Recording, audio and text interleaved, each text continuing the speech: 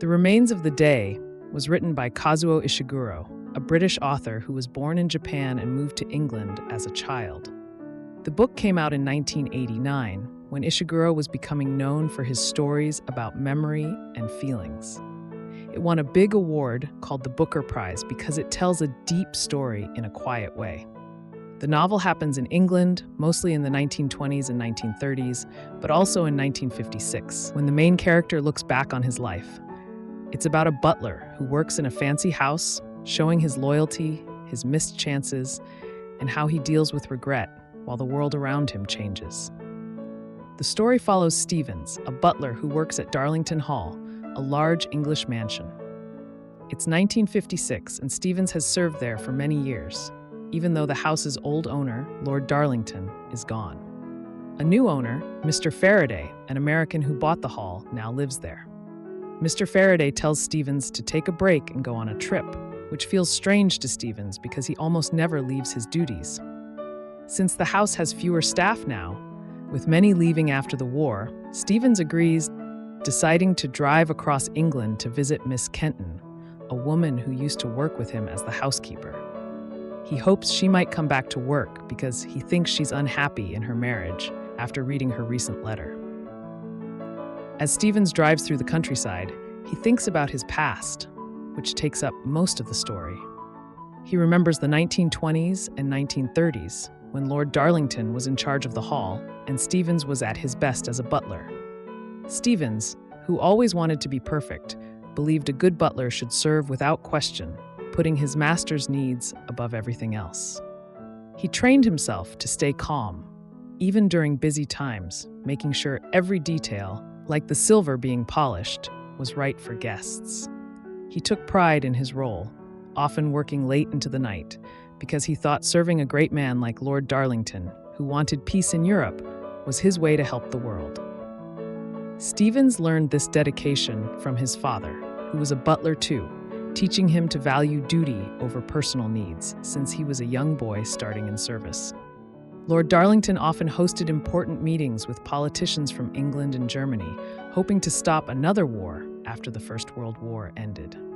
While Stevens remembers these busy times, he also thinks about Miss Kenton, who joined the staff in the 1920s. She was strong and smart, handling the house's daily tasks with ease, though she sometimes argued with Stevens about small rules, like how to manage the maids. They grew close over the years, even though Stevens stayed formal, calling her Miss Kenton instead of her first name, Sally. Once, when they were alone in the pantry, she brought him flowers to cheer him up after a long day. But Stevens, who focused only on his job, didn't respond to her kindness. Another time, she tried to share a book she loved, hoping they'd talk more, but Stevens said he was too busy, missing her attempt to connect. He now wonders if they could have been more than friends, because he felt something for her, but never showed it. The memories keep coming as Stevens drives.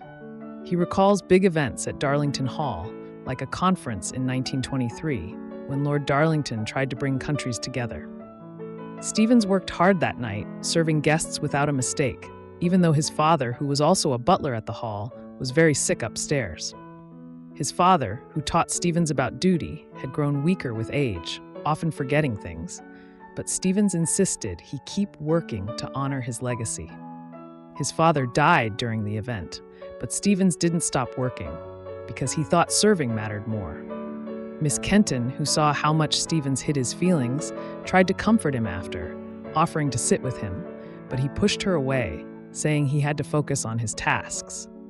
Stevens also thinks about Lord Darlington's choices, which turned bad over time. In the 1930s, Lord Darlington started to support some German ideas, even ones tied to the Nazis, because he thought they'd help peace.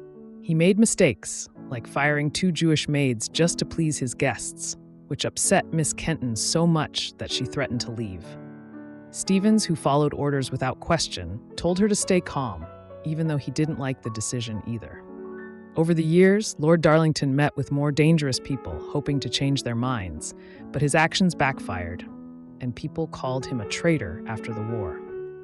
This left Stevens feeling ashamed because he had given his life to a man whose choices hurt others. As the trip goes on, Stevens remembers more about Miss Kenton. She left Darlington Hall in the late 1930s to get married, which hurt Stevens, though he didn't admit it then. On her last day, she waited in the hall, hoping he'd ask her to stay, but Stevens only said a formal goodbye, hiding his true feelings. He got a letter from her recently, where she sounded sad, hinting her marriage to Mr. Ben isn't going well. Stevens, who hopes she'll return to the hall, drives to meet her in a small town. When they finally sit down together, Miss Kenton, now Mrs. Ben, tells him she's not coming back because she's decided to stay with her husband. She admits she thought about Stevens a lot, wondering what life they might have had, but says it's too late now. The meeting leaves Stevens with heavy thoughts. As he sits on a bench by the sea, watching people walk by, he feels regret for the first time. He realizes he gave up too much for his job, like a chance to love Miss Kenton, because he always put duty first. He also sees that Lord Darlington, who he served so loyally, made wrong choices that hurt many. Stevens, who spent his life trying to be the best butler, now wonders if he missed what really matters, like building a family or speaking his mind. The book ends with Stevens deciding to make the most of what's left. He drives back to Darlington Hall, planning to serve Mr. Faraday better, even trying to joke with him, which is new for Stevens. Although he can't change the past, he wants to find small joys, like talking to people, while he still has time. The remains of the day matters because it shows how focusing too much on work can make you miss the things that bring true happiness, like love and connection, which makes you think about your own priorities. It looks at how the past shapes who we are, especially when we follow rules without questioning them, leading to mistakes that can't be undone, as Stevens learned through Lord Darlington's errors. The story also reflects on history, showing how big events, like the rise of the Nazis, touch even small lives in quiet houses, reminding us to care about the world around us. It warns against living only for duty because it can leave you with regrets, like Stevens' lost chance with Miss Kenton. People like this book because it's gentle but strong, asking what duty costs and if it's worth losing yourself for, while encouraging us to live more openly and chase what truly matters before time runs out.